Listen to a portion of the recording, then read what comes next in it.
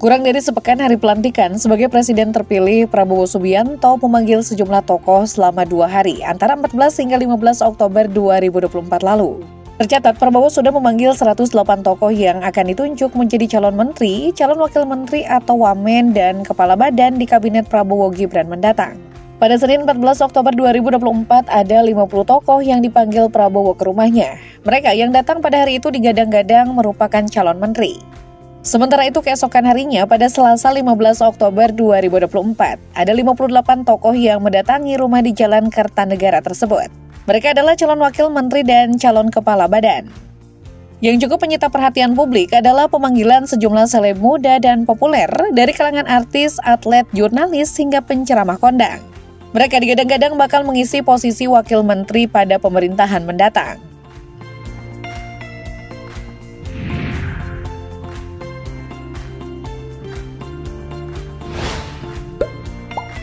Ex-vokalis Nidji Giring Ganesa menjadi selebritas pertama yang mencuri perhatian publik saat dipanggil menghadap Presiden terpilih Prabowo Subianto.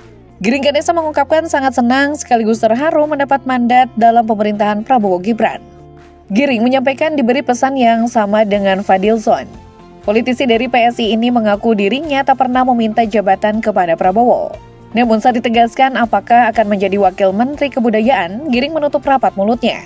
Ex-vokalis Nidji itu merasa pengumuman terkait penugasan hanya pantas disampaikan oleh Prabowo Subianto pada 21 Oktober 2024. Meski masih merahasiakan jabatan yang diamanahkan, namun politikus Partai Solidaritas Indonesia atau PSI itu memberi petunjuk bahwa ia bersama Prabowo membicarakan tugas negara terkait Preventing Indonesia Culture and Heritage. Pembicaraan yang sama juga telah digagas Prabowo bersama Fadlizon yang dipanggil sehari sebelumnya. Fadlizon kala itu menyebut ia bersama Prabowo menyinggung banyak hal terkait sektor kebudayaan. Wajar saja jika Nidji terharu dan tak menyangka dipercaya menjadi salah satu pembantu presiden mendatang. Sebab hal itu datang setelah badai kegagalan dalam pemilihan legislatif selama 2 periode 2019 dan 2024. Ia tampak putus asa kala itu dan sempat menyatakan minatnya kembali jadi vokalis Nidji. Namun sayang keinginannya itu ditolak mentah-mentah personel aktif Nidji. Tak putus asa, penyanyi 41 tahun ini pun merilis album solo pada September lalu. Dengan ancar-ancar tugas barunya sebagai wakil menteri, lalu bagaimana dengan nasib musik yang mulai kembali ditekuninya? Suami Cynthia Riza itu pun menegaskan dirinya akan fokus dengan tugas yang telah diberikan oleh presiden terpilih.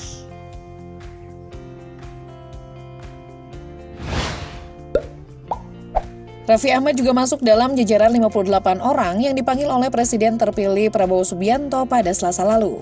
Setelah bertemu Prabowo di hadapan media, Raffi Ahmad mengaku diminta oleh sang presiden terpilih untuk bekerja sama dalam pemerintahan mendatang. Tugas Raffi Ahmad berkaitan dengan bidang yang dikuasai olehnya, yakni terkait bidang kreatif serta generasi muda. Pastinya kalau saya dalam bidang yang memang saya kuasai, kira-kira di generasi muda, badan kreatif, dan juga pekerja seni. Kurang lebih begitu, ibu suami Nagita Slavina tersebut. Namun, Raffi enggan membeberkan pos kementerian atau badan yang bakal ditanganinya dalam pemerintahan Prabowo Subianto Gibran Rakabuming Raka selama 5 tahun ke depan. Nanti selebihnya dan lebih pastinya lagi agar Bapak Presiden terpilih Bapak Prabowo yang nanti mengumumkannya. Tapi terima kasih, mohon doanya saja, ujar Raffi. Menariknya, aktor 37 tahun itu mengaku sudah menandatangani Fakta Integritas sebagai salah satu syarat yang disodorkan Prabowo kepada calon menteri dan wakil menteri yang akan masuk dalam kabinetnya.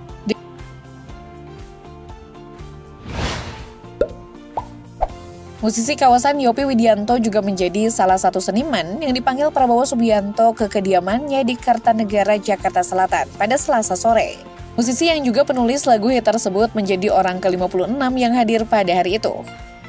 Setelah bertemu Prabowo, punggawa grup Kahitna itu dengan merendah mengatakan dia bukan ditugaskan sebagai calon wakil menteri maupun calon kepala badan di pemerintahan presiden dan wakil presiden terpilih Prabowo Subianto Gibran Rakabuming Raka. Saya mungkin lebih pada staf yang melekat kepada presiden untuk memberikan masukan, kata ayah Arsy Widianto itu. Meski demikian, Yovie menuturkan dia belum berani membicarakan posisi dalam pemerintahan 5 tahun mendatang. Yovie menyebutkan dengan puluhan tahun pengalamannya, dia dapat membantu pemerintahan mendatang dalam bidang pemberdayaan ekonomi kreatif. Selama 40 tahun saya kan di industri ini, terus sudah tahu bagaimana dan parameter negara-negara sahabat kita dengan Singapura, dengan Korea, sama ini bekerja sama juga. Mungkin nanti bisa mempercepat pemberdayaan ini, jelasnya. Selain Giring Ganesa, politisi dari PSI yang dipanggil oleh Prabowo Subianto ke Kertanegara 4 adalah wanita cantik Isyana Bagus Oka. Sebelum terjun ke dunia politik dan menjadi salah satu pendiri PSI, Isyana merupakan salah seorang model dan pernah meraih penghargaan juara favorit pilihan pembaca pada pemilihan wajah Femina tahun 2000. Ia juga pernah meniti karirnya sebagai seorang jurnalis. Dari reporter hingga news anchor pernah dijabaninya di salah satu stasiun TV swasta tanah air. Pada Pilpres 2024 lalu, Isyana adalah juru bicara yang dikirimkan PSI untuk tim kampanye nasional atau TKN Prabowo Gibran. Dia bergabung setelah ditugaskan oleh Ketua Umum PSI Kaesang Pangarep. Senasib dengan Giring Ganesa, Sekretaris Jenderal PSI ini sebelumnya juga telah 2 kali urung melenggang ke Senayan. Setelah PSI gagal memenuhi ambang batas parlemen pada Pileg 2019 dan 2024.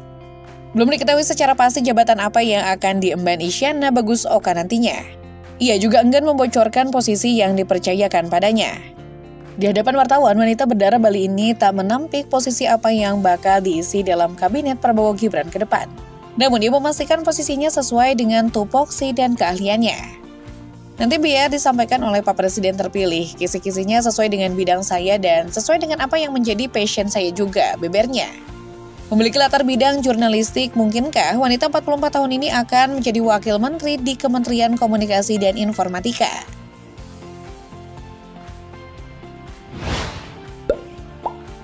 Legenda bulu tangkis Indonesia Taufik Hidayat juga menjadi salah satu seleb yang digadang-gadang menjadi wakil menteri pada pemerintahan mendatang. Pasca dipanggil menemui Prabowo Subianto. Atlet tunggal putra peraih emas Olimpiade Athena 2004 itu mengaku membicarakan mengenai olahraga saat bertemu dengan Prabowo. Menurutnya, ia diminta Prabowo untuk membantu pemerintahan di bidang olahraga sesuai dengan keahliannya. Dia tak menjawab secara tegas saat ditanya oleh awak media akan menjabat sebagai Wakil Menteri Pemuda dan Olahraga di pemerintahan mendatang. Menurut dia, ini kali pertama dirinya berbincang langsung dengan Prabowo, khususnya terkait olahraga. Dipanggil sama Pak Prabowo diminta membantu dalam kabinet beliau sesuai bidang saya sebagai atlet. Di mananya sesuai arahan beliau saja, ujarnya. Sesuai dengan bidangnya, menantu Agung Gumelar ini diduga kuat akan mengisi pos Wakil Menteri Pemuda dan Olahraga.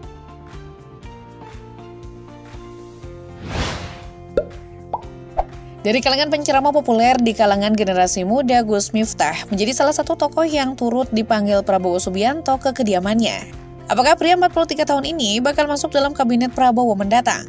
Usai bertemu Prabowo, Gus Miftah menegaskan bahwa ia tidak disuruh untuk menjabat sebagai menteri atau wakil menteri. Ia mengatakan Prabowo memberikan arahan kepadanya untuk menjalani sektor moderasi serta toleransi. Bapak perintahkan untuk lebih banyak fokus di bidang moderasi, toleransi, dan semacamnya, kata Gus Miftah di hadapan awak media. Melalui kesempatan yang sama, pendai bernama lengkap Miftah Maulana Habibur Rahman itu juga membantah akan menjabat sebagai kepala badan tertentu di kabinet Prabowo. Seperti beberapa tokoh yang diundang pada hari kedua lain, ia hanya diberikan tugas khusus. Jika tidak menjadi menteri, wakil menteri, hingga kepala badan tertentu, mungkinkah Gus Miftah akan didapuk menjadi staf khusus di bidang keagamaan dan toleransi antar umat?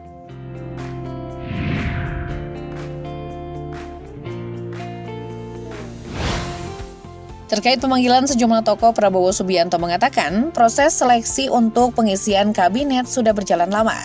Ia sudah mempelajari nama-nama yang akan bergabung di kabinet jauh hari sebelumnya, memanggil mereka ke Kertanegara. Mereka yang dipanggil mempunyai latar belakang beragam, mulai dari petinggi partai politik profesional, menteri aktif di kabinet Presiden Jokowi, purnawirawan TNI Polri, artis, atlet, tokoh agama, hingga relawan. Meski ke-108 calon menteri, wakil menteri, dan kepala badan sudah dipanggil Prabowo dan seluruhnya bersedia mengisi jabatan yang tersedia. Namun Ketua Harian DPP Partai Gerindra Sufmi Dasko Ahmad menyebut calon menteri dan wakil menteri yang akan mengisi kabinet Prabowo Gibran masih bersifat dinamis dapat berubah. Prabowo disebut akan terlebih dahulu melakukan pertimbangan terhadap calon-calon yang akan mengisi kabinetnya. Apakah menurutmu ke-6 seleb tadi cukup layak mengisi kabinet Indonesia Emas mendatang?